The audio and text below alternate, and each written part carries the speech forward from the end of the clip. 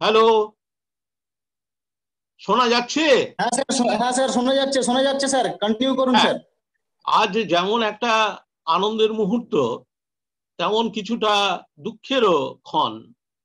কারণ হলো, আনন্দ এই জন্যে যে এরকম একটা সন্ধ্যায়, বিশেষ করে আমরা দীর্ঘদিন ধরে যখন গৃহবন্দী অবস্থায় আছি, তখন আমাদের বেলুড় বিদ্যা মন্দিরের অধ্যবসায়ী গবেষক শ্রী রামকৃষ্ণ মণ্ডল এর ধরনের একটি অনুষ্ঠানের আয়োজন করেছে।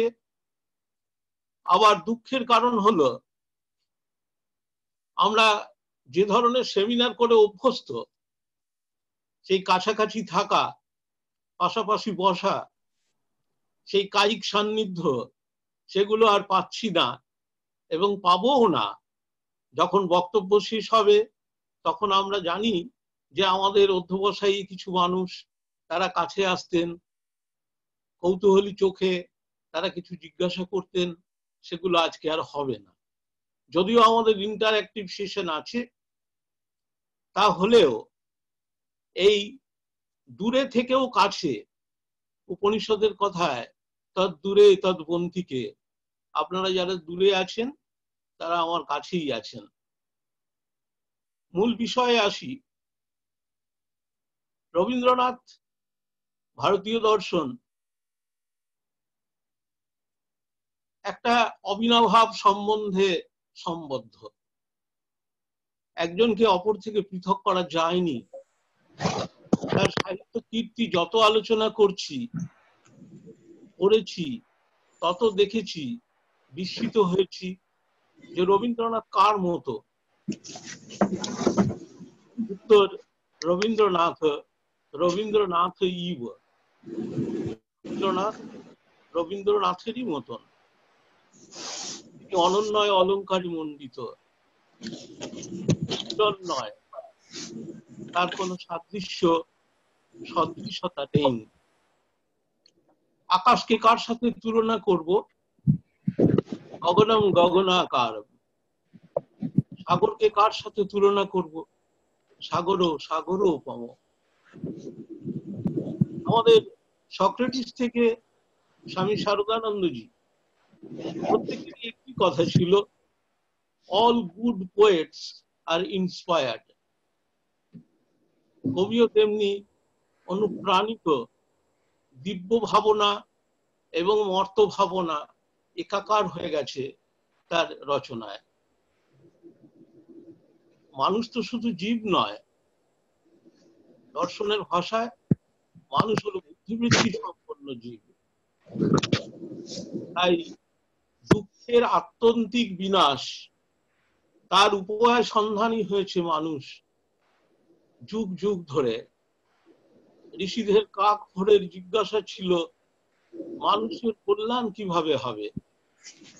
এই জন্য দেখবেন ঋষিরা বলছেন, লোক ব্যবহার, লোক কল্যাণ, ইতি কর্তব্যতা, এই জাতীয় পদগুলো ভারতীয় দর্শনে বহু চর্চিত। মানুষের মনের ভয়, মানুষের দুঃখ শোক বেদনা দীর্ণ জীবন, এক বুক সংশয়, চিত্তের দোদুল্যমানতা, গ্রহণ বর্জনের ক্ষেত্রে কোনটা ঠিক কোনটা বেঠিক, আমি কে, এই ধরনের সব পরস্পর বিরোধী ভাবনায় মানুষ যখন দিশেহারা হয়ে ওঠেন, তখনই প্রয়োজন হয় দর্শনের। আর আজকের দিনে তখনই প্রয়োজন হয় রবীন্দ্রনাথ। ভারতীয় দর্শনের সূত্র, ভাষ্য, তাৎপর্য, বিবৃতির সার নির্যাস আপন মনের মাধুরী মিশায়ে কবি আমাদের তার রচনায় উপস্থাপন করেছেন। প্রভাতের অরুণোদয়ে পূজা পার্বণের গান, আবার দুপুরের কর্মরথে আরোহণ, পুনরায় সন্ধ্যায় গৃহে প্রত্যাবর্তনের আকুতি, সবেতেই দর্শন। এবং রবীন্দ্রনাথ সব জায়গায় ওতপ্রোতভাবে উন্নীত হয়ে আছে। সংস্কৃত আলংকারিক মহিম ভট্ট তিনি প্রতিভা সম্বন্ধে আলোচনা করতে গিয়ে বলেছিলেন, সাহি ভগবত তৃতীয় নয়নম। জানেন, এই প্রতিভাকে ঈশ্বরের তৃতীয় চক্ষু বলা হয়। এই প্রতিভাকে উনি আবার দুভাগে ভাগ করেছিলেন, একটা হলো কারয়িত্রী প্রতিভা আর একটা ভাবয়িত্রী প্রতিভা। এই দুয়ের যখন সঙ্গম হয় তখন যা ঘটে, রবীন্দ্রনাথ আমাদের কাছে তাই। শৈশব থেকে ঔপনিষদ ঘরানায় বেড়ে ওঠা রবীন্দ্রনাথ একেবারে 1941-এর রোগ শয্যায় পর্যন্ত একের পর এক উপনিষদ ভাবনাকে যেভাবে আমাদের সামনে তুলে ধরেছেন, আমাদের উদ্বুদ্ধ করেছেন, তা সত্যিই আমাদের শান্তির মার্গদর্শক। ভারতীয় দর্শন আমরা জানি আস্তিক আর নাস্তিক ভেদে দুভাগে বিভক্ত হয়ে গেল। একদল বেদের আধিপত্য স্বীকার করলেন, আর একদল বেদের প্রাধান্য খর্ব করলেন, তার মান্যতা দিলেন না। রবীন্দ্রনাথ ভারতীয় দর্শন চর্চা করতে গিয়ে দেখেছি, রবীন্দ্রনাথ তিনি যেমন আস্তিকের ঘরে তেমন নাস্তিকের হয়েও সওয়াল করছেন, নাস্তিক সেও পায় বিধাতার বর। আমরা এগোবো, দেখব নাস্তিককেও তিনি কিভাবে দূরছাই করেননি। বৈদিক ভারত দেববাদ নির্ভরতার যুগ, কিন্তু যারা আপনার বৈদিক দর্পণে মুখ দেখেনি তারাও তো ভারতীয়, তাই তাদেরকেও অন্তর্ভুক্ত করতে হবে। তাই বৌদ্ধ দর্শন বেদ বিরোধী দর্শন হলেও কবি লিখলেন, যার ভাবনায় কবি তার জীবনে অনেক অনেক রচনা আমাদের উপহার দিয়েছেন, তাকে নিয়ে লিখলেন, ওই নামে একদিন ধন্য হলো দেশ দেশান্তরে তব জন্মভূমি। শান্ত হে, মুক্ত হে, হে অনন্ত পুণ্য, করুণা ঘন ধরণী তল কর কলঙ্ক শূন্য। আমরা রবীন্দ্র কীর্তির যে সমস্ত পরিচয় ভারতীয় দর্শনের ক্ষেত্রে আলোচনায় আনি, তার মধ্যে যেমন প্রবন্ধ সাহিত্য রয়েছে, তেমন কাব্য সাহিত্য, তেমন গীতালি, গীতিমাল্য, নাট্যকাব্য, কাব্যনাট্য, কি নেই। ভারতীয় দর্শনের সূত্রগুলো যেন মনে হয় রবীন্দ্রসঙ্গীতের পংক্তি। আর তিনি যখন প্রবন্ধ লেখেন তখন মনে হয় সেই পংক্তির তিনি ভাষ্য বিবৃতি রচনা করেছেন। আসলে কি জানেন, ভারতীয় দর্শন মানব জীবন নিষ্ঠ দর্শন। ঋষিদের কাক ভোরের জিজ্ঞাসা ছিল মানুষের কল্যাণ কিভাবে হবে। এজন্য দেখবেন আমরা সব সময় বহুজন হিতায় বহুজন সুখায় এই ভাবনায় ভাবিত। আমরা দেখব যখন কবি বলছেন যে বাসনারে খর্ব করি দাও হে প্রাণেশ, নৈবেদ্য কাব্য গ্রন্থে, তখন মনে হয় আরে এ তো শাস্ত্রীয় বচন, বসনস্য চ মৃত্যুশ্চ বসনং কষ্টম উচ্যতে। এই বাসনা, এই তন্হা, এই তৃষ্ণা, এই কামনা, এ নিয়ে তো ভারতীয় দর্শনের দার্শনিকরা পৃষ্ঠার পর পৃষ্ঠা ব্যয় করেছেন। তাকে উনি নৈবেদ্য কাব্যগ্রন্থে নিয়ে চলে এলেন। বাসনারে খর্ব করি দাও হে প্রাণেশ, সে শুধু সংগ্রাম করে লয়ে এক লেশ বৃহতের সাথে। বাসনার ক্ষুদ্র রাজ্য করি একাকার, দাও মোরে সন্তোষের মহা অধিকার। এই যে সন্তোষ, সন্তোষ হি সুখস্য মূলম, সুখের মূল কারণই হচ্ছে সন্তোষ, চিত্ত তুষ্টি। সেটা কিভাবে আসবে? বাসনার নির্মূলীকরণ চাইছেন। কিন্তু মর্ত জীবের পক্ষে কি বাসনাকে নির্মূল করা সম্ভব? কবি নিজেই কচদেবযানীতে তুলেছেন, এ তো স্বর্গপুরী নয়, পুষ্পে কীট সমহেতা তৃষ্ণা জেগে রয় মর্ম মাঝে, বাঞ্ছা ঘুরে বাঞ্ছিতের ঘিরে, লাঞ্ছিত ভ্রমর যথা বারংবার ফিরে মুদ্রিত পদ্মের কাছে। সুতরাং এখানে তো কামনা থাকবে, কিন্তু কবি এই কামনা, বাসনা, তন্হা, তৃষ্ণাকে অস্বীকার করেননি। তা থাকুক, কিন্তু সেই বাসনার মোহজালে জীবকে, মানবকুলকে আচ্ছন্ন হতে বারণ করছেন। এই যে বাসনা যখন ব্যক্তিকে গ্রাস করে, তখন একটা অহং সর্বস্ব চেতনা তার মধ্যে মুখিয়ে থাকে। আমি, আমার গাড়ি, আমার আমার প্রতিষ্ঠা, এই যে লোক বাসনা, পুত্র বাসনা, বিত্ত বাসনা, যে সমস্ত বাসনার ত্রৈবিধ্যের কথা আচার্য শঙ্কর তার বিবেক চূড়ামণি গ্রন্থে বারবার উল্লেখ করেছেন, সেই ত্রিবিধ বাসনা কবি নির্মূল করতে চাইছেন নৈবেদ্য কাব্যগ্রন্থে। আমরা জানি এই একই কথা কিন্তু তৈত্তিরীয় উপনিষদ, ঈশোপনিষদ, মান্ডুক্যোপনিষদ, মুন্ডকোপনিষদ, সমস্ত গ্রন্থের সার নির্যাস। আমার নিজের চাওয়াকে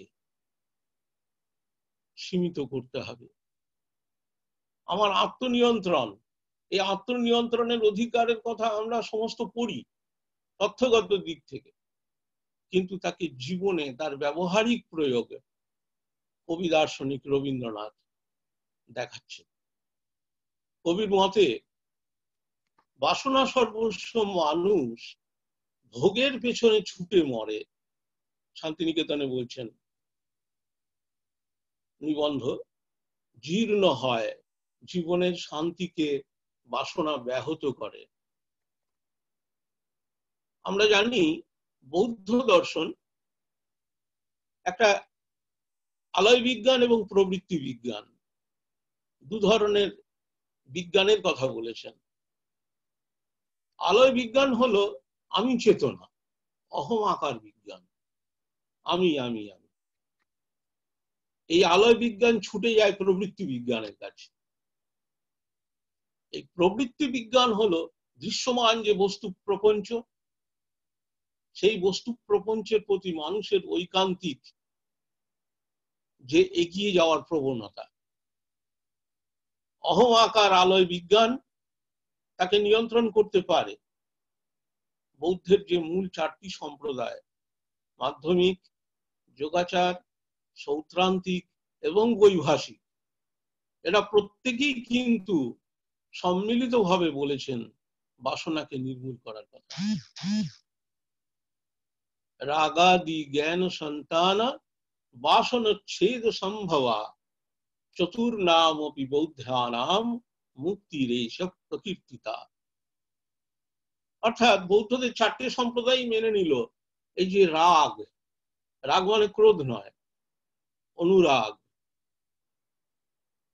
বিষয়ের প্রতি ধাবন, শুধু চাই শুধু চাই, এই বাসনা থেকে যে আধি এবং ব্যাধির উৎপত্তি, তাকে কবি নির্মূল করতে চাইছেন তার মূল কাব্যগ্রন্থ। আমরা দেখব রবীন্দ্রনাথ জানতেন যে বাসনা মানুষের মজ্জাগত, তা দুঃখদায়ক। এখন এই দুঃখকে আমরা কি করে দূর করব? আমরা তো 3 মাস ধরে দুঃখ পাচ্ছি। শুধু এ দুঃখ তো দুঃখ নয়, এই করোনার আবহে আমরা গৃহবন্দী হয়ে সবাই দুঃখিত, কিন্তু কবি আশ্বাসবাণী শোনাচ্ছেন। ভারতীয় দার্শনিকরা যেমন দুঃখ থেকে নিষ্ক্রমণের পথ দেখিয়েছেন, তেমনি কবিও দেখিয়েছেন। কবির বক্তব্য, দুঃখ যে তোর নয়ের চিরন্তন, পার আছে এর। এই দুঃখের শেষ হবে, দুঃখটাই সব কথা নয়, আমরা দুঃখকে অতিক্রম করতে পারবো। জানি কবির কথা বারবার আসবে, তাকে নিয়েই চর্চা আমাদের সন্ধ্যায়। কবি বলছেন, দুঃখের দুর্গম পথে তীর্থযাত্রা করেছি একাকী, হানি আছে দারুণ বৈশাখী, কতদিন সঙ্গীহীন, কত রাত্রি দীপালোক হারা, তারই মাঝে অন্তরেতে পেয়েছি ইশারা। নিন্দার কণ্টক মারলে বক্ষ বিধিয়াছে বারে বারে, বড় মাল্য জানিয়াছি তারে। হতাশ না হওয়া, এই দুঃখকে অতিক্রম করতে হবে, এবং এই অতিক্রমণের পথ কবি দার্শনিক রবীন্দ্রনাথ তার লেখনীতে তুলে ধরছেন। আমরা দেখব ভারতীয় দর্শন কিন্তু একই কথা, দুঃখাত মুক্তি। কি করে দুঃখ থেকে মুক্তি পাব? দুঃখ এটি অন্যতম প্রমেয় জ্ঞানের বিষয়। ভারতীয় দর্শনের যে চারটি মূল ভাগ আমরা আলোচনায় দেখি, universal model of inquiry into truth, সত্য সন্ধানের ক্ষেত্রে, তাতে একটি প্রমাণ, একটি প্রমেয়, একটি প্রমাতা এবং অপরটি প্রমিতি। তার অন্যতম হলো প্রমেয় বা জ্ঞানের বিষয়। তো কবি গীতাঞ্জলি, গীতিমাল্য এবং গীতালি তিনটি জায়গাতেই বলছেন, পার আছে এর, এই সাগরের বিপুল ক্রন্দন। এই দুঃখ সাগরের যে কান্না, সেই কান্না থেকে অতিক্রমণ হবে হবে হবে। দার্শনিক সমাজকে এই আশ্বাসবাণী দেন বলেই তো দার্শনিক আমাদের অন্তরের অন্তরে ঠাঁই নিয়ে নেন। চারিদিকে এখন সংবাদ মাধ্যম খোলা যায় না আজকের প্রাসঙ্গিকতায়। কেন খোলা যায় না? খুললেই আজকে সর্বাধিক আক্রান্ত, সর্বাধিক আক্রান্ত, এতজন আক্রান্তের মধ্যে এতজন সুস্থ হয়ে বাড়ি ফিরেছেন, এতজন লোকান্তরিত হয়েছেন। মৃত্যু, কবি দার্শনিক রবীন্দ্রনাথের স্মরণ নি, কি অদ্ভুত ভঙ্গিমায় এই মৃত্যুকে দেখছেন। কবি বলছেন, জন্ম মৃত্যু দোহে মিলে জীবনের খেলা। যেদিন আমাদের জন্ম হয়েছে ওই দিন তো আমাদের মৃত্যু নির্দিষ্ট হয়েছে। ভারতীয় দার্শনিক তো বলছেন, যদ যদ উৎপত্তি মত তৎ তৎ বিনাশী। যার যার উৎপত্তি আছে তার তারই বিনাশ আছে। উপনিষদের যে তিনটি প্রস্থান, শ্রুতি প্রস্থান, স্মৃতি প্রস্থান এবং ন্যায় প্রস্থান, তার মধ্যে প্রথম দুটি প্রস্থানে কবির অবাধ বিচারণা। শ্রুতি প্রস্থান উপনিষদ, স্মৃতি প্রস্থান হলো শ্রীমদ্ ভগবদ গীতা। এই স্মৃতি প্রস্থান গীতায় শ্রীকৃষ্ণ কি বলছেন? জাতস্য হি ধ্রুব মৃত্যুঃ ধ্রুবং জন্ম মৃতস্য চ তস্মাদ অপরিহার্যর্থে নতং শোচিতুমর্হসি। যেন অর্জুন, জন্মালে তো মৃত্যু হবেই, অযথা মৃত্যু হয়নি ভীত হয়েও না। মৃত্যুকে যত গালি দাও না কেন, একে গালমন্দ করতে পারো, কিন্তু সে তোমার কাছে আসবেই। মৃত্যুতে ভয়ের কিছু নেই, কারণ মৃত্যুকে যখন রোধ করার শক্তি আমাদের নেই, আমরা মৃত্যুকে লঙ্ঘন কিভাবে করতে পারি, কিভাবে মৃত্যুঞ্জয়ী হতে পারি, সেই ভাবনা দার্শনিক দিয়েছেন। প্রান্তদর্শী কবি বারবার বলছেন, মৃত্যুরে লঙ্ঘিতে পারো অন্য নাহি পথ, নান্য পন্থা বিদ্যতে অয়নায়। যখন আমরা ভূমা থেকে বিচ্ছিন্ন হই, পরমেশ্বর থেকে নিজেকে স্বতন্ত্র ভাবি, জগৎ কারণ থেকে যখন আমরা নিজেকে বিচ্ছিন্ন করি, তখনই আমাদের মৃত্যু চিন্তা ভয়ানক রূপ নিয়ে গ্রাস করে। কবি বলছেন কি অদ্ভুত দার্শনিক ভঙ্গিমায় নিয়ে আসছেন, তার কাব্যিক রূপ দিচ্ছেন। বরণমালা গাঁথা আছে আমার চিত্ত মাঝে, কবে নীরব হাস্য মুখে আসবে বরের সাজে। সেদিন আমার রইবে না ঘর, কেই বা আপন কেই বা অপর, বিজন রাতে পতির সাথে চলবে পতিব্রতা। দেখুন, জীবন বধূকে মরণ নায়কের নিত্য অনুগতা রূপে চিহ্নিত করছেন কবি দার্শনিক। যেমন করে বিবাহের পর আমাদের স্ত্রী গৃহান্তরে যান, তেমনি যেন জীবও, আমরা মনুষ্য সমাজ, মনুষ্য কুল, মৃত্যু যখন হবে সেই নায়কের হাত ধরে আমরা চলবো। বিজন রাতে পতির সাথে চলবে পতিব্রতা। এই যে ভাবনা, এই ভাবনাই তো আমাদের কাতব কান্তা কস্তে পুত্র সংসারয় মতিব বিচিত্র, এ সমস্ত দার্শনিক ভাবনা নিয়ে চলে এলো। কিন্তু আজকে যারা তথ্য প্রযুক্তি সেক্টরে রয়েছেন, অন্যান্য কাজে যারা ব্যস্ততার মধ্যে জীবন অতিবাহিত করেন জীবিকার তাগিদে, তাদের পক্ষে ভারতীয় দর্শনের এই সমস্ত মূল গ্রন্থগুলোয় প্রবেশ করার সময়ও নেই, এবং সে অধ্যবসায় তারা দিতেও পারবেন না। তার ফলে কবির সাহিত্য কীর্তি, রবীন্দ্র রচনায় যদি আমরা নিবিষ্ট হই, তাহলে কিন্তু আমরা পড়া শান্তি পেতে পারি, এ বিষয়ে কোনো সন্দেহ নেই।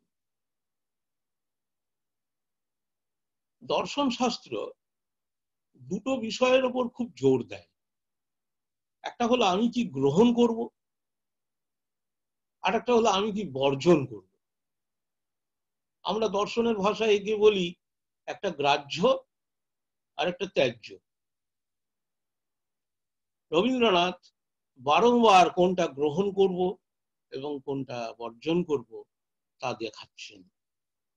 কিভাবে না, কবি বলছেন, দেখো সংশয় প্রত্যেকের চিত্তে থাকবে তো। আমরা নৈয়ায়িকরা বলেছি সংশয় হলো ন্যায়ের পূর্বাঙ্গ। নৈয়ায়িকদের তৃতীয় পদার্থ হচ্ছে সংশয়। সংশয় থাকবে, সংশয় না হলে আমরা যুক্তিতে প্রবৃত্ত হতে পারবো না। কিন্তু সংশয়টা সব নয়, সংশয়কে অতিক্রম করতে হবে। ওই স্মৃতি প্রস্থান, শ্রীমদ ভগবত গীতায় কৃষ্ণ বললেন অর্জুনকে, সংশয় আত্মা বিনশ্যতি। অর্জুন, প্রাথমিক স্তরে সংশয় ভালো, কিন্তু এই সংশয় এক বুক সংশয় নিয়ে তুমি যদি প্রাত্যহিক জীবন পরিচালনা করবে ভাবো, তাহলে কিন্তু তোমাকে মনোরোগ বিশেষজ্ঞের কাছে যেতে হবে। সংশয় আত্মা বিনশ্যতি। তাই কবি কি বলছেন, সব দুর্বল সংশয় হোক অবসান। আপনাদের খুব চিরপরিচিত আমাদের লাইন, শুভ কর্ম পথে ধর নির্ভয় গান। দেখুন 1930 সাল, 1930 সালে কবির তখন 69 বছর বয়স, 1861। তার মানে এদিকে 39 আর ওদিকে 30। কবি কি লিখছেন তখন? কবি লিখছেন সহজ পাঠ শিশুদের জন্য। সহজ পাঠের প্রথম পাঠ, দ্বিতীয় পাঠ, দুটোতেই নজর দিন। দেখবেন দর্শনের যেন সূত্রাকারে ভাবনা কিছু কিছু পংক্তিতে প্রচ্ছন্ন ভাবে দেওয়া আছে। প্রথম পাঠে কি বলছেন, আলো হয় গেল ভয়। আমরা পড়ি, পড়া ভুলে যাই। আবার ভবিষ্যৎ জীবনের যে সমস্ত গ্রন্থ আমাদের পড়তে হয়, তার ফলে অধীত গ্রন্থগুলো আমাদের বিস্মরণ হয়। কিন্তু আমরা যদি ঝালিয়ে নিই দেখতে পাবো সত্যি তো আলো হলে তো ভয় চলে যায়। এখন এই আলো কিসের আলো? টিউবলাইটের আলো? তত্ত্ব জ্ঞানাৎ মুক্তি, দার্শনিকের তত্ত্বে আসুন। তত্ত্বজ্ঞান এলে মিথ্যা জ্ঞান চলে যায়, যথার্থ জ্ঞান হলে মিথ্যা জ্ঞান চলে যায়। আমরা যার জন্য ছুটে মরছি এবং যার জন্যে সকাল থেকে রাত্রি পর্যন্ত, এই বর্তমানে 3টে মাস বাদ দিন, আমাদের সমস্ত জীবিকার জন্য আমরা যে দৌড়ই, তার ফলে জীবন আমাদের মর্যাদা পায় না, জীবনের দিকে তাকানোর আমরা সময় পাই না। এই আলোর জাগরণ, এই অরুণোদয়ের অপেক্ষা, এই তো দার্শনিকের বিবিদিশা। কবি দার্শনিক রবীন্দ্রনাথ তাই বলছেন তারপরেই দ্বিতীয় পাঠে, কালো রাতি গেল ঘুচে, আলো তারে দিল মুছে। দেখুন, কালো রাত চলে গেল, আলো কি করলো? এটাই তো প্রার্থনা, তমসো মা জ্যোতির্গময়, try to lead us from darkness to light. আমাকে অন্ধকার থেকে আলোয় নিয়ে। তাহলে কালো রাতি গেল ঘুচে, আলো তারে দিল মুছে। সে তো হলো, কিন্তু এরপরে কবি বলছেন ওই সহজ পাঠ, চুপ করে বসে থাকলে ঘুম পায়।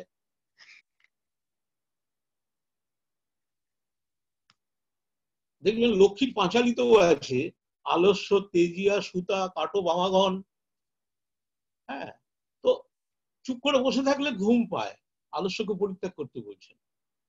এ সম্বন্ধে আরো অনেক অনেক গ্রন্থে অন্যভাবে তিনি বর্ণনা করছেন। এই কি করতে হবে? চলো ঘুরে আসি। অর্থাৎ কুছ না কুছ তো করনা চাইয়ে না, কর্ম না এবং সংসিদ্ধি, তোমাকে কাজ করতে হবে। কিন্তু কাজ করা মানে কিন্তু ঘুরে আসতে যে বলছেন, সেটা ভবঘুরের ঘোড়া নয়। কবি কি বলছেন? চলো ফুল তুলে আনি। আপনি দেখুন নৈবেদ্যর ডালা যেন সাজাচ্ছেন শৈশব থেকেই, চলো ফুল তুলে আনি। তো জীবনে এই যে ধূপ প্রজ্বালনের মানসিকতা, জীবন গঠনের যে ঐকান্তিক প্রচেষ্টা, তা তো আমরা, কবি তার 69 বছর বয়সে যখন সহজ পাঠ লিখছেন তখন থেকেই ধরিয়ে দিচ্ছেন। কবি বলছেন, কাল ছিল ডাল খালি, আজ ফুলে যায় ভরে, বল দেখি তুই মালি, হয় সে কেমন করে? মালি উত্তর দেবে কি? মালির পিতাও এর উত্তর জানে না। এই যে অন্তরের বিবিদিশা, কারণ অনুসন্ধানের জন্য উৎকণ্ঠা, অভিপ্সা, এই হচ্ছে দার্শনিকের মনন। ভারতবর্ষের ইতিহাসের ধারা পর্যালোচনা করতে গিয়ে উনি ন্যায়, সাংখ্য, যোগ, বৈশেষিক, মীমাংসা, মীমাংসার মধ্যে পূর্ব মীমাংসা এবং উত্তর মীমাংসা দুই আলোচনায় এসছে। কবি বলছেন, আমি বলেছি যে ভারতবর্ষে ছড়ানো এবং কুড়ানো দুই চলিয়াছে দীর্ঘদিন ধরে, শতকের পর শতক, শতক ধরে। পূর্ব মীমাংসা ছড়ানো, এই করতে হবে, ওই করতে হবে, নানান কর্মানুষ্ঠান, নানান উপচার। উত্তর মীমাংসা ছড়ানোকে আবার আমরা গুটিয়ে আনলাম। ওই অত কর্মানুষ্ঠান, তাকে দেখো নিজের মধ্যে, জীব ব্রহ্মৈব না বলা, বাইরে খুঁজতে যেও না। এই জন্য কবির ভাবনাই কি, আমি বারবার বাইরে ঘুরছি কিন্তু বাইরে বাইরে মন্দিরে মসজিদে গির্জায় এসব করে কোনো লাভ নেই। ভজন পূজন সাধন আরাধনা সমস্ত থাক করে, রুদ্ধদ্বারে দেবালয়ের কোণে কেন আছিস ওরে? কি করতে হবে? যে অন্তরের অন্তরে তার উপস্থিতি, তার সন্ধান, সেটাই হচ্ছে দার্শনিকের মনন, এবং সেটাই করতে হবে নিবিষ্ট চিত্তে। আমরা দেখব কবি বারবার বলছেন, কে তুমি গোপনে চালাইছ মোরে ওগো অন্তর্যামী। আমরা কিন্তু এটা অনুভব করি। যারা একেবারে তরুণ বিদ্যার্থী, তারা যখন পরিণত হব, তারা দেখব একটা শব্দ, একটা বর্ণ, একটা আর্টিকেল, একটা নিবন্ধ, এর লেখাও যেন ভেতর থেকে তাগিদ না এলে কখনো লেখা যায় না, লেখা আসে না। তো একজন চালক, একটা চালিকা শক্তি প্রত্যেক মানুষের অন্তরে। তাই কবি বলছেন, কে তুমি গোপনে চালাইছ মোরে ওগো অন্তর্যামী।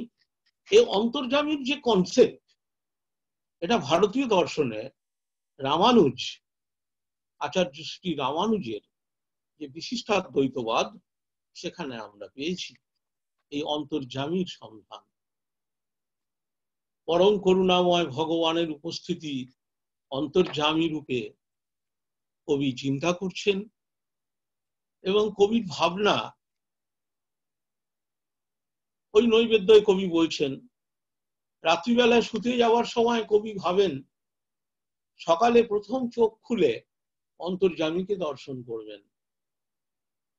নির্মল প্রভাতের শুভ্র আলোর ঝর্ণায় পুলকিত কবি এই অন্তর্যামীকে নমস্কার জানিয়ে দিনের সমস্ত কর্ম তাকেই সমর্পণ করতে চেয়েছেন।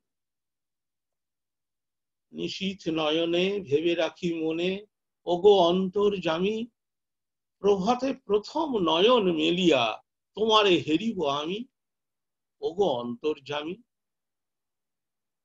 জাগিয়া বসিয়া শুভ্র আলোকে তোমার চরণে নমিয়া পুলকে, মনে ভেবে রাখি দিনের কর্ম তোমারে সঁপিব আমি।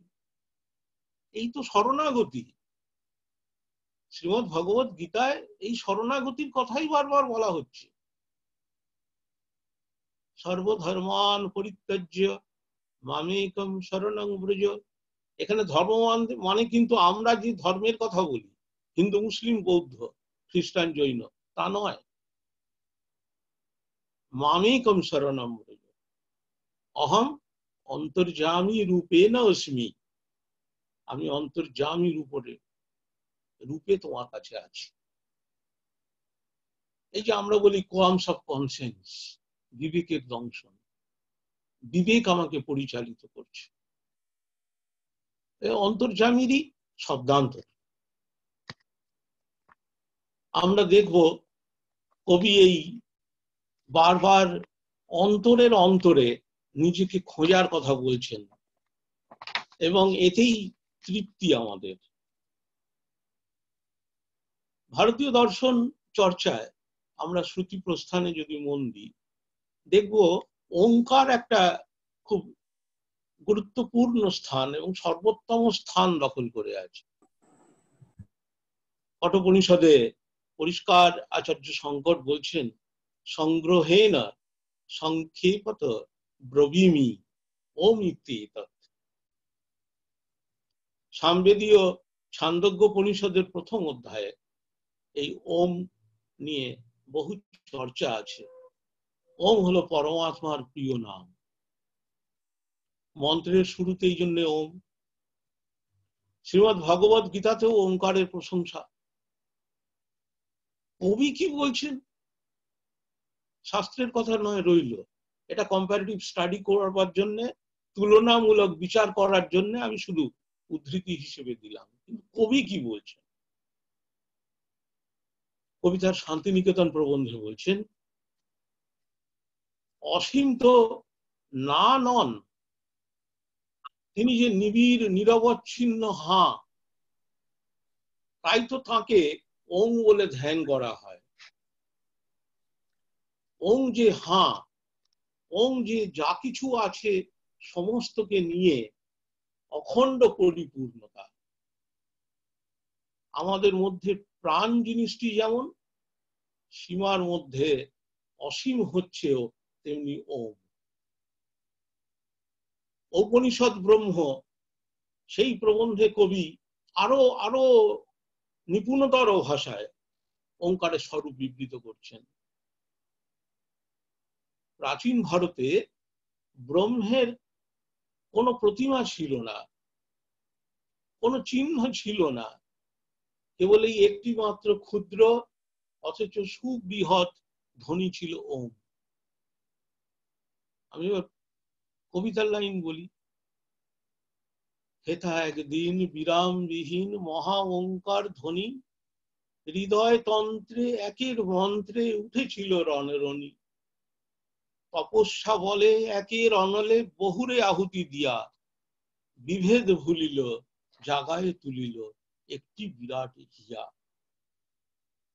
সেটা কে? সেটাই ওঙ্কার ধ্বনি। কবি বারংবার ভারতীয় দর্শনের মার্গ অনুসরণ করছেন। তার প্রথম জীবনের রচনা থেকে শুরু করে, আমি গোড়াতেই বলেছি, রোগ শয্যায় পর্যন্ত তার লেখনীতে ভারতীয় ভাবনা, এবং আমাদের মনে করিয়ে দিয়েছেন বারবার, ভারতবর্ষের ধন সম্পদ নেই, কিন্তু ভারতবর্ষের সাধন সম্পদ আছে। ভারতীয় দর্শন চর্চা যারা আমরা করি, তারা জানি আধুনিক দৃষ্টিতে ধর্ম বলতে যা বোঝায়, যা নিয়ে মানুষ দৌড়দৌড়ি করছে, তা কিন্তু নয়। এবং কবি দার্শনিক রবীন্দ্রনাথও একইভাবে আমাদের উদ্বুদ্ধ করার চেষ্টা করেছেন যে দেখো, তথাকথিত ধর্মের প্রতি যদি আকৃষ্ট হও, তাহলে কিন্তু তুমি দর্শন থেকে অনেক দূরে চলে গেলে। তাই কবি বলছেন, ধর্মের বেশে মোহ যারে এসে ধরে, অন্ধ সৃজন মারে আর শুধু মরে। শ্রীমদ ভগবত গীতার অষ্টাদশ অধ্যায়ের ৭৩ নম্বর শ্লোক দেখুন তো। অর্জুন কৃষ্ণকে বলছেন, নষ্ট মোহ, আমার মোহ দূর হলো। ভারতীয় দর্শন শাস্ত্রে মোহ ত্যায্য বিষয় রূপে একদম নির্দিষ্ট হয়ে আছে। সভ্যতার সংকট নিবন্ধে রবীন্দ্রনাথ বলছেন, তাকেই রিপু বলে যাতে আত্মবিস্মৃতি আসে। এমনি করে নিজেকে হারিয়ে ফেলাই, মোহে আচ্ছন্ন হওয়াই মানুষের সর্বনাশের মূল কারণ। রিপুর মধ্যে চতুর্থ রিপু হলো মোহ। বিজ্ঞানবাদী বৌদ্ধ দার্শনিক মোহকে ক্লেশের অন্তর্গত করেছেন। আমরা যদি যোগসূত্র ভাষ্য পড়ি ব্যাসদেবের, সেখানেও দেখব মোহের বিরুদ্ধে। বারবার অর্জুনকে বলা হচ্ছে, ইয়দা তে মোহ কলিলং বুদ্ধি, এই তোমার মোহ কলিল বুদ্ধি, মোহ জর্জরিত বুদ্ধি যখন অপসৃত হবে, তখনই কেবলমাত্র তুমি আত্মচিন্তায়, অর্থাৎ অন্তরের অন্তরে আমাকে, অর্থাৎ পরমাত্মাকে, ঈশ্বরকে উপলব্ধি করতে পারবে। আমাদের দুর্ভাগ্য হয় যখন আমরা যারা দর্শন চর্চা কিছু কিছু করি, যারা সামান্যতম কিছু কিছু দর্শনের বই পড়াশোনা করি, তারা যখন দেখি এখন নিশ্চিন্তে গরু ঢোকে, সাপটে মুড়ি খায় মানুষের যত্ন মাখা গাছ, তখন বড় কষ্ট হয়। তখন মনে হয় দার্শনিক ঋষিরা যে সমস্ত ভাবনা আমাদের মধ্যে দিয়েছিলেন, সেই ভাবনাগুলো থেকে আমরা কতই না নিজেদের দূরে সরিয়ে নিচ্ছি। তো এইভাবে আমরা এগোবো যখন, তখন দেখব রবীন্দ্রনাথ বারবার আনন্দকে পেতে চেয়েছেন। আমরা সবাই সুখ আর আনন্দ এই দুটোকে, সুখ আর শান্তি এই দুটোকে গুলিয়ে ফেলি। কিন্তু আমাদের মনে রাখতে হবে হ্যাপিনেস, সুখ বলতে যা বোঝায় সেটা ক্যান বি পারচেসড। যিনি ধনবান, যিনি অর্থবান, যিনি বিত্তবান, তিনি সুখী হতে পারেন, কিন্তু তার মানেই কিন্তু তার চিত্তে শান্তি আছে তা নয়। পিস, শান্তি ক্যান নট বি পারচেসড, এটা অর্জন করতে হয়। মৃত্যু কহে পুত্র নিব, চোর কহে ধন, ভাগ্য কহে সব নিব যা তোর আপন, নিন্দুক কহে লইব তোর যশোভার, কবি কহে কে লইবে আনন্দ আমার। সমগ্র দর্শন সাহিত্য জুড়ে পরমাত্মার যে বিশ্লেষণ, আনন্দ গ্রন্থ, আনন্দেন জাতানি জীবন্তি, সেই আনন্দকে পাওয়ার প্রচেষ্টা আমরা রবীন্দ্র সাহিত্যে নিবিষ্ট হলে পেয়ে যাই। কবি বারবার বলছেন, গীতাঞ্জলি 44 সংখ্যক কবিতা, জগতে আনন্দ যজ্ঞে আমার নিমন্ত্রণ, ধন্য হলো মানব জীবন। কিন্তু বিশ্বপ্রেমে মাতোয়ারা কবি, কবি দার্শনিক ক্রান্ত প্রজ্ঞ রবীন্দ্রনাথ বারবার বলে চলেছেন, মনে করাচ্ছেন, গান গেয়ে আনন্দ মনে ঝাঁটিয়ে দে সব ধুলো, যত্ন করে দূর করে দে আবর্জনা গুলো।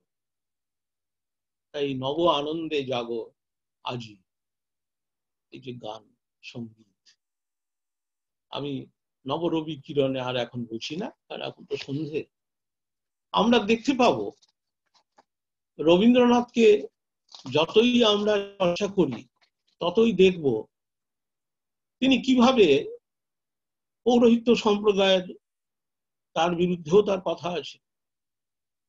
আমরা দেখব বিসর্জন নাটক যখন পড়ি, আমরা দেখব জীব বলির বিরুদ্ধে চারবাক যেমন প্রশ্ন তুলেছিল যে কেন বলি দেওয়া হচ্ছে, পশুশ্চেত নিহত সর্গম জ্যোতিষ্ঠমে গমিষ্যতি স্বপিতা যজমানেনা তত্র কস্মাৎ ন হিংসতে। আরে পশুকে বলি দিলে সে যদি স্বর্গে যায়, তাহলে ওহে পামর, তুমি তোমার পিতৃদেবকে বলি দিচ্ছ না কেন? তিনিও স্বর্গে যাবেন। রবীন্দ্রনাথ চারবাক শাস্ত্র পড়েছেন এর প্রমাণ নেই, কিন্তু রবীন্দ্র ভাবনায় ভাবিত হয়েছে যখন তিনি বিসর্জন নাটকে গোবিন্দ মাণিক্যের সংলাপ আমাদের শুনিয়েছেন।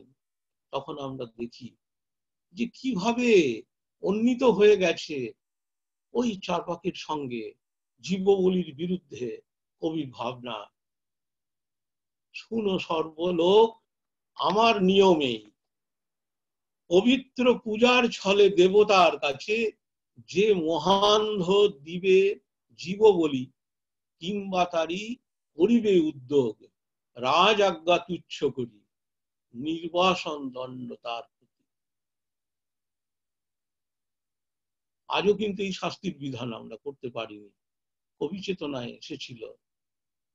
বলি প্রথার বিরুদ্ধে চারবাক যেমন কোন রাগ ঢাক রাখেননি, কবি দার্শনিক রবীন্দ্রনাথও রাখেননি। নিষ্ঠুর প্রাণী হত্যার বিরুদ্ধে ভারতীয় দর্শনের কয়েকটি বিশেষ শাখায় চারবাক, বৌদ্ধ, জৈন যে সহমত পোষণ করেছেন, তা কিন্তু আমাদের কাছে ভারতীয় দর্শনের এক চরম প্রাপ্তি। আমরা দেখব একেবারে আমাদের কবি যখন বলছেন এই আবরণ ক্ষয় হবে গো, তখন আমরা দেখি শ্রুতি প্রস্থানে এবং স্মৃতি প্রস্থানে যে ভাবনা ভাবিত হয়েছে, উনি তো সেই ভাবনাতেই আমাদের উন্নীত করছেন। যেখানে বলা হচ্ছে যে দেখো এ তো যাবেই, যে তোমার এত প্রিয় শরীর সেটা যাবেই,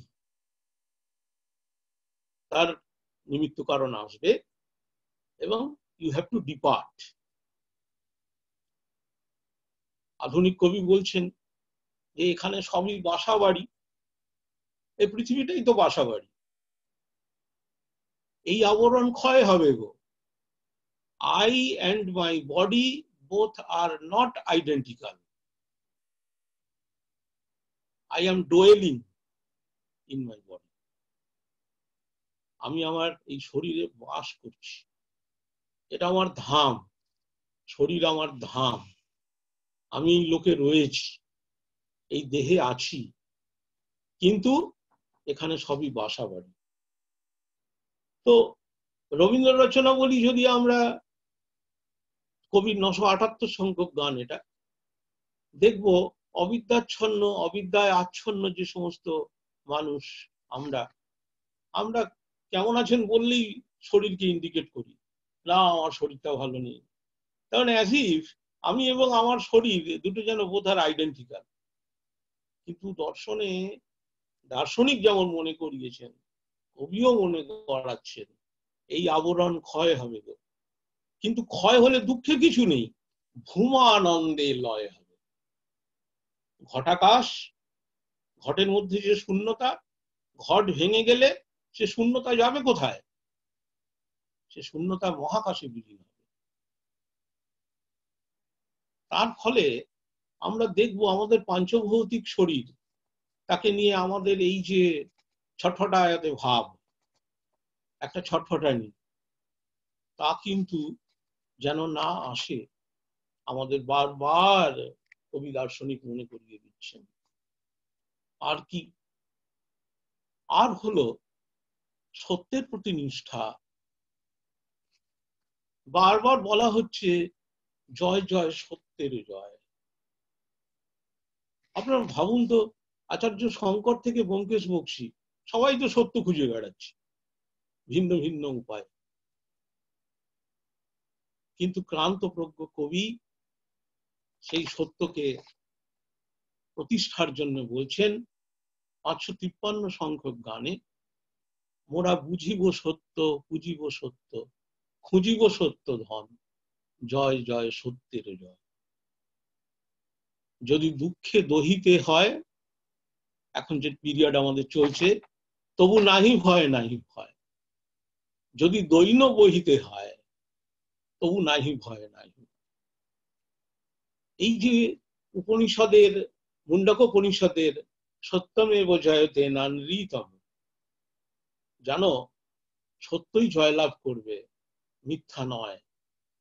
সত্যেন পন্থা বিতত দেবযান। আমরা যখন দীক্ষান্ত ভাষণে, সমাবর্তনে পাঠ করি সত্যং বদ সত্যাত্ম প্রমোদিতব্যম, তখন কিন্তু আমরা কেবলমাত্র পাঠ করে যাই, আমরা ব্যবহারিক জীবনে তার কখনো অনুশীলন করি না। এই অনুশীলনের কথা, দর্শন চিন্তার নিত্য অনুরণনের কথা রবীন্দ্র সাহিত্যে প্রতি পৃষ্ঠায়। তবে না আত্মা যেদিন অমৃতের জন্য কেঁদে উঠবে, সেদিন আমরা বলতে পারবো অসতমা সদ্গময়। এই উশৃঙ্খল জীবনকে অসত্য হতে তাই সত্যে বেঁধে ফেলা দরকার। অমৃতের কথা তারপরে। বারবার রবীন্দ্র জীবনে এসেছে সত্যম জ্ঞানম অনন্তং ব্রহ্ম। বারংবার উনি এই এই তত্ত্বটাকে, এই চিন্তাকে, ঋষিদের এই ভাবনাকে থিওরি সর্বস্ব না করে ব্যবহারিক জীবনে আনবার জন্য বলেছেন। আমরা দেখব বৈশেষিক সূত্রের একটা জায়গা এত মিল আছে, আমি সংক্ষিপ্ত করব, কারণ এ তো শেষ হওয়ার নয়, সিরিজ অফ লেকচার্স দরকার। আমরা দেখব বৈশেষিক সূত্রকার মহর্ষি কনাদ তার সূত্র গ্রন্থের 6ষ্ঠ অধ্যায়ে একটা খুব গুরুত্বপূর্ণ সূত্র আজকের যারা সোশিওলজিক্যাল ভাবনা করেন, যারা সোশিওলজিস্ট বা যারা সোশিওলজি নিয়ে পড়ি, তাদের কাছে এই সূত্রটা খুব প্রাসঙ্গিক। সেটা হচ্ছে হীনে পরিত্যাগ। অর্থাৎ খারাপ লোকের সংসর্গ ত্যাগ করবে। আচ্ছা, সে যদি বাইরের লোক হয় তবে নয় ত্যাগ করবে, কিন্তু সে যদি আমার বাড়ির লোক হয়, আমার আত্মীয় হয়। মহর্ষি কনাদ বলছেন, যিনি পরমাণুবাদের উদ্গাতা, তার বৈশেষিক সূত্রে তিনি বলছেন হীনে সমে পরিত্যাগ। সে যদি তোমার আত্মীয় হয় তাও তাকে ত্যাগ করবে। শ্রোতৃমণ্ডলী, অনুরোধ করব, এইবার চলুন তো গান্ধারীর আবেদনে, যেখানে গান্ধারী ধৃতরাষ্ট্রকে বলছেন পুত্রে তব ত্যাজ এইবার।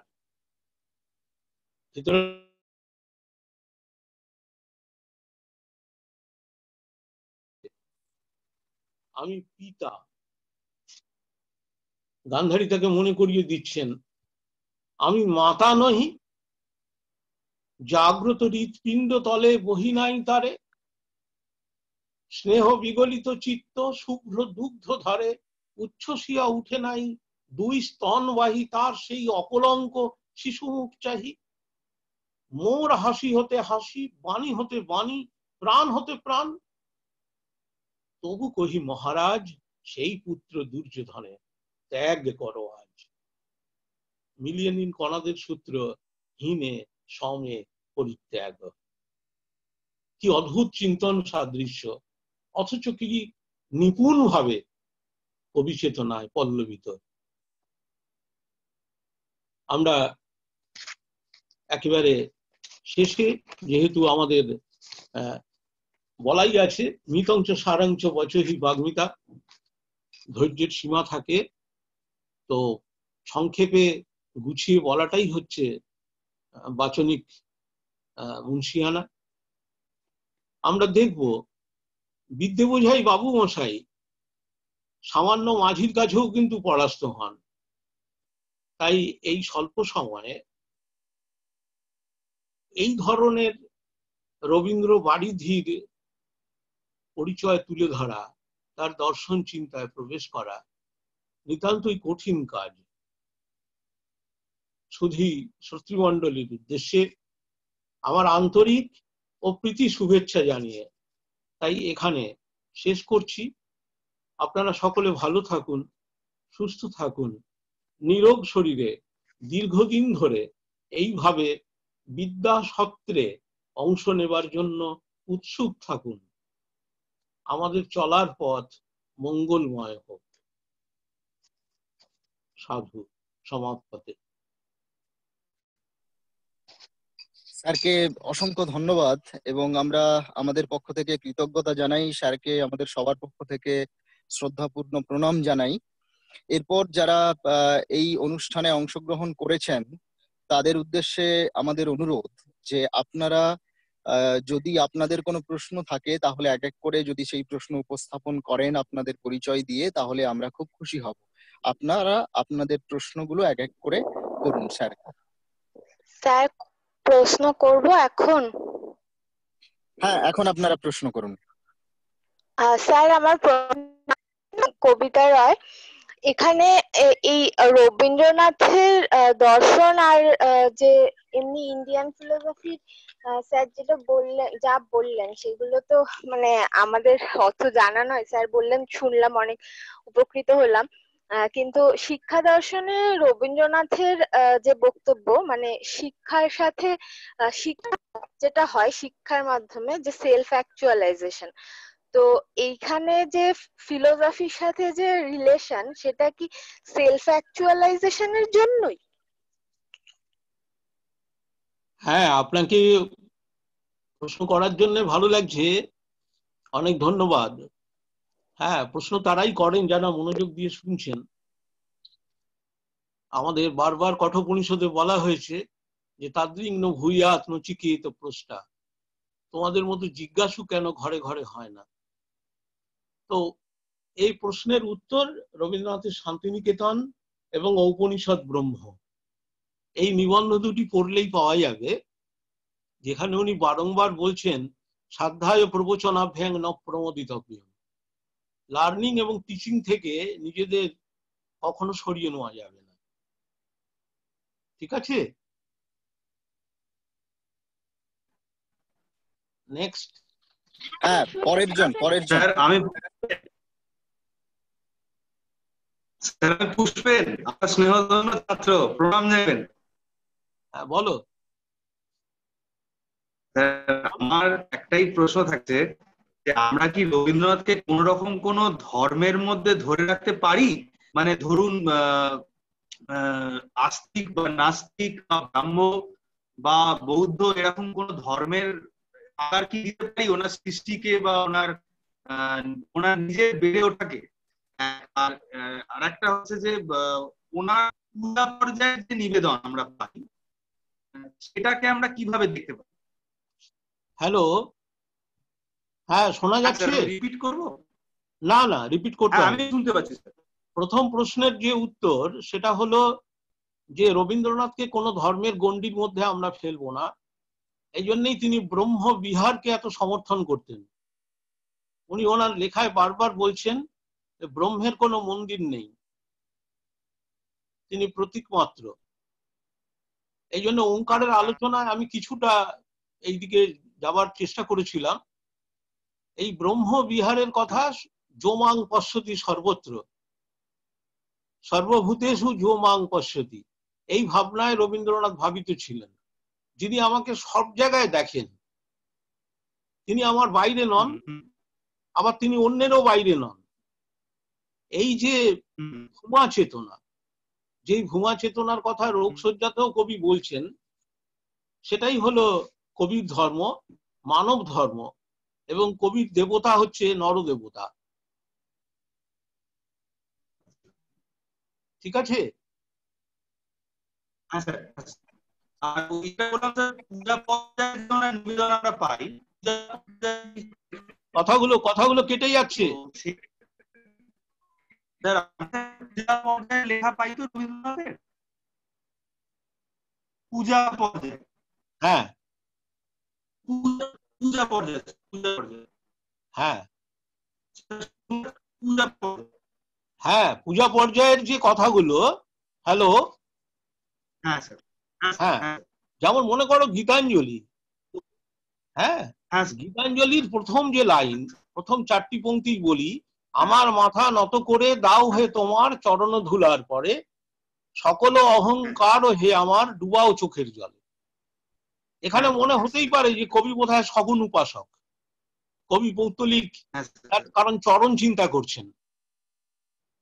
কিন্তু এখানে আমাদের ভাবতে হবে, কবি নিজের অহম ভাব থেকে সকল অহংকার হে আমার, এই অহম চেতনা, যেটা শ্রীমদ্ ভগবত গীতায় বলা হচ্ছে অহংকার বিমূঢ় আত্মা কর্তা অহম ইতি মন্যতে, এই ভাবনা থেকে তিনি নিষ্কৃতি চাইছেন।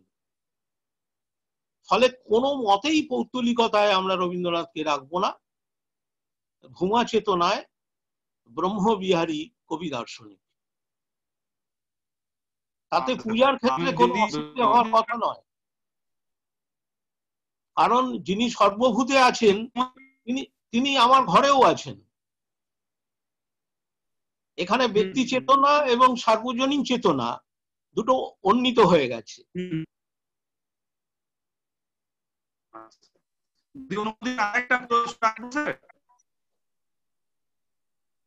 হ্যালো,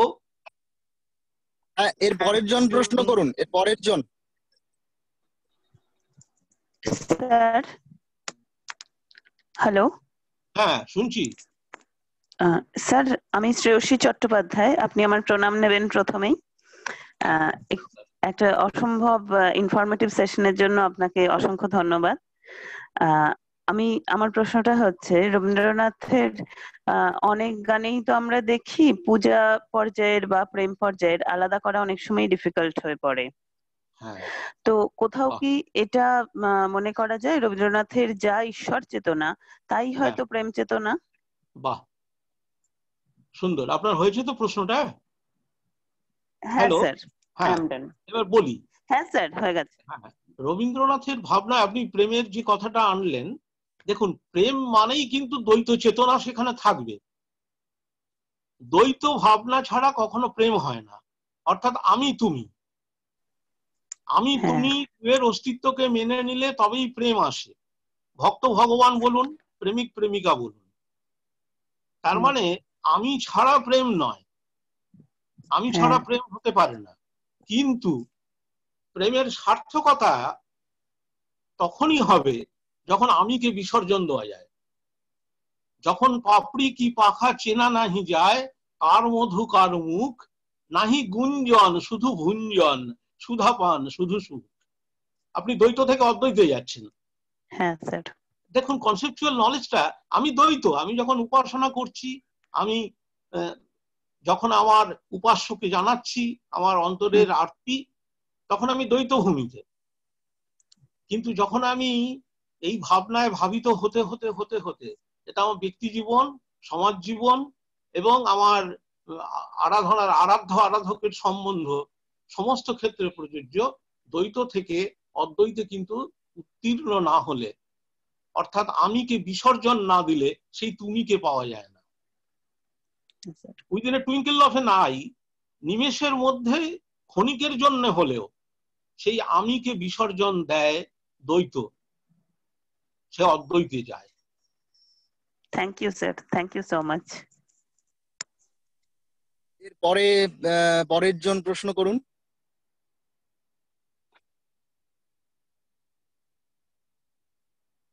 এরপরে কারোর প্রশ্ন থাকলে প্লিজ প্রশ্ন করুন।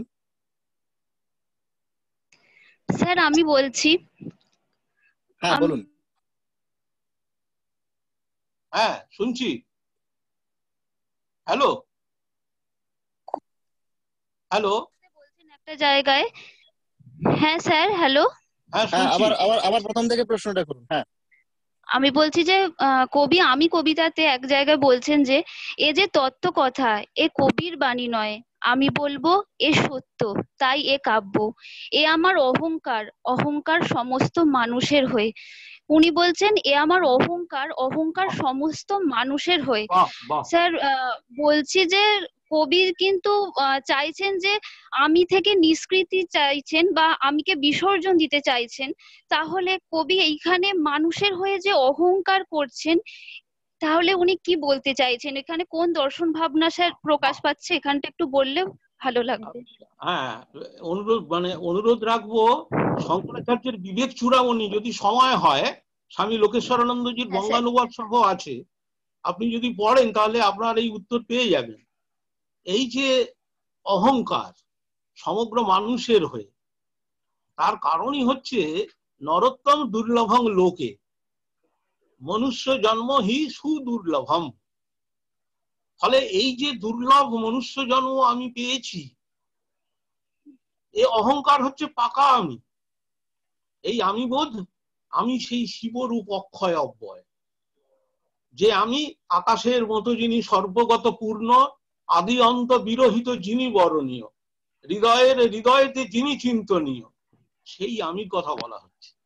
ফলে এই আমিতে এই অহংকার, এই বোধ প্রত্যেকের থাকা ভালো। কিন্তু যে অহংকার আমাকে মাকড়সার জালের মতো বেঁধে ফেলে, বদ্ধ করে, সে অহংকারকে ত্যাগ করতে বলছেন। ঠিক আছে? থ্যাংক ইউ স্যার, সমৃদ্ধ হলাম। সবাইকে অসংখ্য ধন্যবাদ, কারণ প্রশ্নগুলো খুব ভালো হচ্ছে। তো এরপরে যদি কারোর প্রশ্ন থাকে তাহলে প্রশ্ন করতে পারেন। নমস্কার স্যার। নমস্কার। হ্যাঁ, আমি সৌমিত্র ভট্টাচার্য বলছি, হ্যাঁ, উলুবেড়িয়া থেকে। আমি আপনার সাক্ষাৎ ছাত্র নই, আমার মানে স্ত্রীও আপনার একসঙ্গে শুনছিলাম আপনার এই কথাটা, সে আপনার সাক্ষাৎ ছাত্রী, নরসিংহ দত্ত কলেজে পড়তো। আর আমার প্রশ্ন হচ্ছে, এই যে একটা জায়গায় বললেন যে শ্রীমদ্ ভগবদ গীতাতে যেখানে শ্রীকৃষ্ণ বলছেন যে সর্বধর্মান পরিত্যাজ্য মামেকম শরণম ব্রজ, হ্যাঁ, এই যে শরণং ব্রজ, মামেকং শরণং ব্রজতে আপনি যে ব্যাখ্যাটা দিলেন আমার খুব ভালো লাগলো। যে এখানে আমি বুঝতে পারতাম না মামেকং শরণং ব্রজ বলতে কি শ্রীকৃষ্ণের কাছে আশ্রয় নেবে। আপনার কাছে ব্যাখ্যাটা থেকে আমি বুঝলাম যে নিজেই নিজের শরণ নাও। নিশ্চয়ই নিশ্চয়ই, আত্মানাম বৃদ্ধি, হ্যাঁ, আত্মানুবৃদ্ধি, আত্মানুসন্ধান। এইরকম ভাবে এই যে সুন্দর ভাবে একটা বিস্তার রেখে ব্যাখ্যা, এইটা করলে আমার মনে হয় আমাদের মধ্যেকার যে সংকীর্ণতা গুলো আছে সেই সংকীর্ণতার গণ্ডিকে আমরা বেরোতে পারবো। আপনি আমার প্রণাম নেবেন স্যার, ভালো থাকবেন। হ্যাঁ, আমরা দুজনেই খুব সমৃদ্ধ হলাম। হ্যাঁ, ভালো থাকবেন, নমস্কার স্যার। নমস্কার। হ্যাঁ, এর পরের জনকে আমরা অনুরোধ করব, যদি প্রশ্ন থাকে এবং আপনারা যদি সেই প্রশ্ন উপস্থাপন করেন তাহলে খুব ভালো লাগবে। আপনারা প্রশ্ন করুন।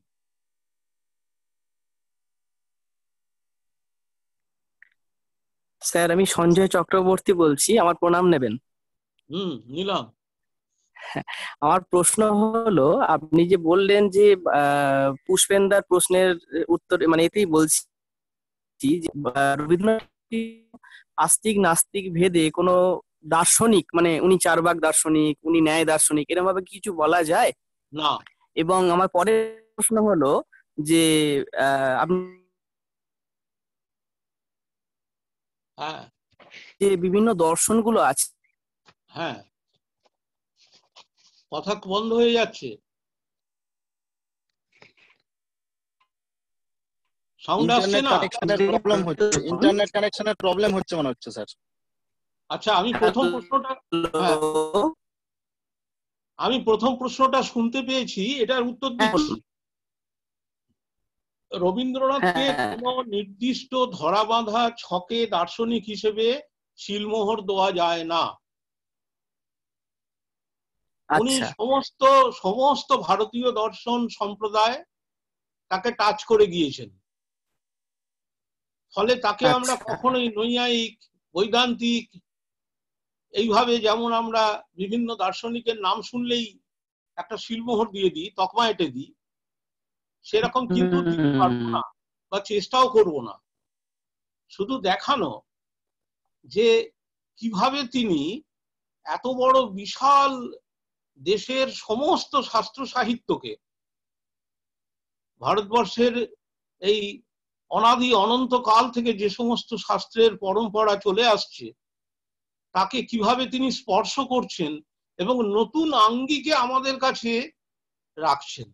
তার এই উপস্থাপন ভঙ্গি ভারতীয় দর্শনের এক নতুন পরিচর্যার একটা দিক খুলে দিল। এই জন্য তাকে কখনোই আমরা বলবো না তিনি বৈদান্তিক, তিনি অদ্বৈতবাদী, তিনি দ্বৈতবাদী, তিনি শুদ্ধাদ্বৈতবাদী, তিনি অচিন্ত ভেদাভেদবাদী। তিনি সব, তিনি আমাদের সবটা। মানে তিনি হচ্ছেন সমন্বয়বাদী দার্শনিক, সমন্বয়বাদী দার্শনিক। এরপরে যদি কারোর প্রশ্ন থাকে তাহলে প্রশ্ন করুন, না হলে আমরা আপাতত আজকে আলোচনা পর্ব শেষ করব। কারোর প্রশ্ন থাকলে প্রশ্ন করুন।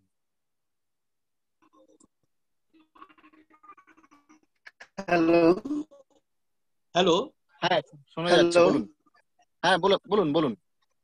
স্যার আমি শান্ত কুমার সিংহ বলছি। হ্যাঁ, আমার প্রণাম নেবেন। আমার একটা প্রশ্ন আছে ধর্ম বিষয়ক।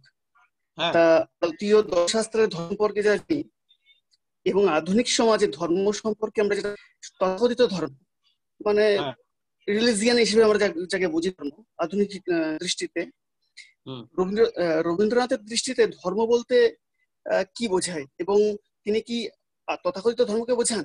আপনি এই বিষয়ে কিছুটা বলেছিলেন, আমি আরেকবার শুনতে চাইছি আপনার। তথাকথিত ধর্ম যা আমরা সকাল থেকে সন্ধ্যেবেলা নিয়ে মেতে থাকি এবং যেখান থেকে আমাদের মোহ চলে আসে, সে ধর্মকে একেবারে বর্জনের কথা বলা হয়েছে। রবীন্দ্র সাহিত্যের যে কোনো অংশ যদি আপনারা দেখেন, সেখানে দেখবেন একেবারে উত্তুঙ্গ প্রতিবাদ। আমরা কণাদের বৈশেষিক সূত্র, আপনাকে একটু যদি প্রথম লাইনটা বলে দিই, সেখানে বলা হচ্ছে অথাত ধর্মং ব্যাখ্যাস্যাম। এখন আমি ধর্মের ব্যাখ্যা করব, তারপরে সূত্রেই বলা হচ্ছে ধর্মের সংজ্ঞা কি। বলা হচ্ছে যত অভ্যুদয় নিঃশ্রেয়স সিদ্ধি স্বধর্ম। অভ্যুদয় মানে কি? মানে উন্নত অবস্থা। আমি যে অবস্থায় আছি তার থেকে আরো উন্নত অবস্থায়, উন্নত থেকে উন্নততর, উন্নততর থেকে উন্নততমে পৌঁছব। তাহলে অভ্যুদয় মানে হচ্ছে অভ্যুদয়স্তু উন্নত অবস্থা, শঙ্কর মিশ্র উপস্কার টিকায় বলছেন। ফলে মানুষের এই যে ক্রমোন্নতির ধাপ, এই ধাপের ক্রম উত্তরণের কথাই হচ্ছে ধর্ম, এবং সেই মানব ধর্মের কথা কবি দার্শনিক রবীন্দ্রনাথ বারবার এনেছেন এবং আমাদের উজ্জীবিত করেছেন এই ভাবনায় ভাবিত হতে। স্যার তাহলে এই ধর্ম বলতে তিনি বোঝাচ্ছেন যে আত্মিক উন্নতি, তাই তো স্যার? হ্যাঁ, ধর্ম বলতে আত্মিক উন্নতি বলতে আত্মিক উন্নতি, আত্মিক উন্নয়ন। নিশ্চয়ই আমার নিজের মাঝে খুঁজতে হবে মনের মানুষকে। হ্যাঁ স্যার, অন্তরেই অন্তরতমের ঠাঁই। অবশ্যই স্যার, বুঝতে পেরেছি। ফলে আমার মধ্যে যিনি ওনার মধ্যে, বুঝতে পেরেছি। ফলে আমার মধ্যে যিনি ওনার মধ্যেও তিনি, অতএব মা হিংসি। হ্যাঁ, আচ্ছা। এই যে আমাদের চিন্তা যে নিজের যদি উন্নতি চাও ল্যাং, এই ভাবনাগুলো বর্জন করতে হবে ধর্মচেতনায় উদ্বুদ্ধ হতে গেলে।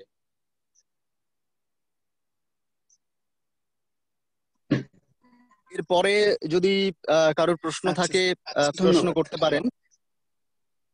আমরা আর কয়েকটা প্রশ্ন নেব, তারপর আমরা আপনাদের কাছে জানতে চাইবো যে এর পরে আপনারা স্যারের কাছে কি বিষয়ে আপনারা আলোচনা শুনতে চাইছেন।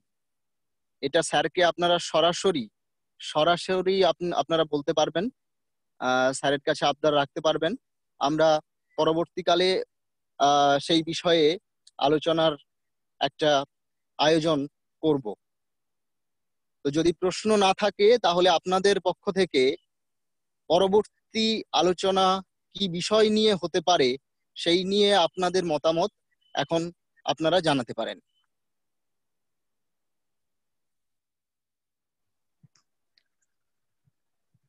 হ্যালো হ্যালো, আমি বলতে পারি? বলুন। হ্যাঁ বলুন বলুন। হ্যাঁ স্যার, পরবর্তী যদি কখনো এমন ওয়েবিনার অ্যারেঞ্জ করা হয়, আমার খুব ভালো লাগবে আপনি যদি বলেন রবীন্দ্রনাথের গীতিনাট্যে ও নৃত্যনাট্যে প্রেমের উত্তরণ। আচ্ছা, মানে মোটামুটি ভাবে যে প্রত্যেকটা গীতিনাট্য বা নৃত্যনাট্যেই পার্থিবত্ব থেকে প্রেমের উত্তরণ হয়েছে অপার্থিবত্বে। এটা নিয়ে যদি একটু কথা বলেন ব্যক্তিগতভাবে আমার খুব ভালো হয়। বাহ, থ্যাংক ইউ। এরপরে যদি কারোর কোনো বিষয়ে বলার থাকে তাহলে বলতে পারেন, আমাদের সঙ্গে শেয়ার করলে আমরা খুশি হব। হ্যাঁ স্যার, আমি শান্তনু সিংহ বলছি আরেকবার। হ্যাঁ বলুন। হ্যাঁ বলছি, হ্যাঁ স্যার বলছি যে আগামীতে যদি কোনো ওয়েবিনার অনুষ্ঠিত হয় তাহলে সে যদি ভারতীয় দর্শন, আধুনিক ভারতীয় দর্শনে এই ধর্ম বিষয়ক কোনো চিন্তা বিমর্শ রাখতে পারে তাহলে হয়তো আমাদের পক্ষে অনেকটা উপকার হবে। বিষয়টা হচ্ছে আধুনিক ভারতীয় দর্শনে ধর্ম বিষয়ক আর কি। হ্যাঁ, আপনাকে বলি, আপনার প্রশ্নের উত্তর আপনি পেয়ে যাবেন। আধুনিক ভারতীয় দর্শন বলতে আমরা স্বামী বিবেকানন্দের দর্শন, পরম পুরুষ শ্রীরামকৃষ্ণের দর্শন, এগুলোকে আমরা মডার্ন ফিলোসফির মধ্যে আনতে পারি। হ্যাঁ, এই সমস্ত গ্রন্থগুলো এনাদের যদি আমরা পড়ি আপনি, তাহলেই কিন্তু আধুনিক ধর্মের যে স্বরূপ সেটা পেয়ে যাবেন। ওই যত মত তত পথেই সমস্ত সমন্বয় হয়ে গিয়েছে, ধর্মের সমস্ত জিনিস, সূত্র ভাষ্য বিবৃতি সব চলে গিয়েছে। হ্যাঁ স্যার, যেটা জৈন দর্শনে অনেকান্তবাদ। আচ্ছা আচ্ছা, মানে আধুনিক ভারতীয় দর্শন বলতে আর কি এগুলোকে বোঝাচ্ছে, এবং এখানেই আর কি ধর্ম বলতে তাদের ধর্ম সংক্রান্ত আলোচনা যেগুলো, কারণ এখন তো আর ঋষিরা নেই,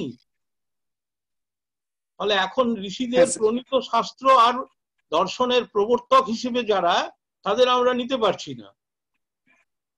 ফলে আধুনিক যখনই শব্দটা এলো তখন তো অবশ্যই স্বামীজি আসবেন, শারদানন্দজি আসবেন, কথামৃত অবশ্যই আসবে। সেটা সঞ্চালকের উপর নির্ভর করছে তিনি কি করবেন। এবং মহাত্মা গান্ধীর দর্শনও আসতে পারে নিশ্চয়ই। রাধাকৃষ্ণন আসবে, ব্রজেন্দ্রনাথ শীল আসবে, একেবারে হালে আমাদের বিমল কৃষ্ণ মতিলালও আসবেন। আচ্ছা, আমি স্যার বলছিলাম কন্টেম্পোরারি ফিলোসফারদের নিয়ে একটা সেশন তাহলে হতেই পারে স্যার আমাদের। হ্যাঁ, সেটা পরে সময় করে নিজেরা আমরা ঠিক করে নিও। হ্যাঁ, তবে ফিলোসফির উপরে কিছু হলে অবশ্যই উপকৃত হব, মানে ফিলোসফি ওরিয়েন্টেড। বেশ, এরপরে যদি কারোর কিছু বক্তব্য থাকে আমাদের সঙ্গে শেয়ার করুন। আমরা মোটামুটি এবার প্রায় আমাদের অনুষ্ঠানের শেষ পর্যায়ে এসে গেছি। একটু বলবো? হ্যাঁ হ্যাঁ, বলুন বলুন বলুন। স্যার, আমি কবিতা রয় বলছি এই আধুনিক দর্শনের সাথে যদি বেদান্ত দর্শনকে রিলেট করা যায় তাহলে হ্যাঁ, আপনি প্র্যাকটিক্যাল বেদান্ত তো স্বামী বিবেকানন্দই করে গিয়েছেন না? হ্যাঁ স্যার। তাই না? জীবে প্রেম করে যেই জন সেই জন সেবিছে ঈশ্বর। তো জীব ব্রহ্মইব না পর হয়ে গেল। তো সবসময় মানসিকতাটা রাখতে হবে কম্পারেটিভ স্টাডি। আমি নির্দিষ্ট শাস্ত্র গ্রন্থ পড়ছি মানে শুধু সেই দিকেই আমার মানসিকতা থাকবে, মুখিয়ে থাকবো তা নয়। তুলনামূলক চর্চা আমাদের দরকার আছে। ঠিক আছে? হ্যাঁ স্যার, বুঝতে পেরেছি। তো এবার তাহলে আমরা আমাদের অনুষ্ঠান শেষ করব। আমাদের শ্রদ্ধেয় স্যারকে অসংখ্য ধন্যবাদ এবং আমাদের সবার পক্ষ থেকে আন্তরিক শ্রদ্ধা, প্রণাম এবং কৃতজ্ঞতা জানাই।